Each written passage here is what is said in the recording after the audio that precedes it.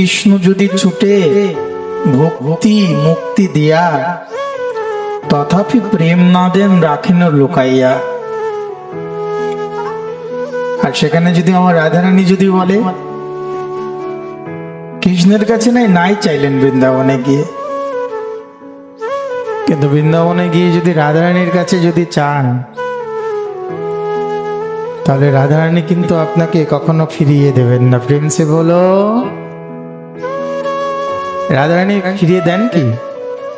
কেন ফিরিয়ে দেন না? তার একটা কারণ, তিনি হচ্ছে করুণাময়ী।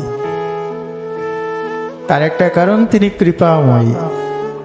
আরেকটা উপাধি আছে রাধারানী, তিনি দয়াময়ী। যার এত কৃপা, যে কৃপা পাওয়ার জন্য গোবিন্দ বারবার পিছু পিছু ছুটে ছুটে যায়। কলিহত জীবকে প্রেম পাওয়ানোর জন্য আমরা কলিহত জীব, আমাদের সুকৃতিহীন, অধিক নিদ্রা, অল্প আয়ু, সংস্কারবিহীন, ভজন করার মতন তপস্যাময় শরীর আমাদের নেই।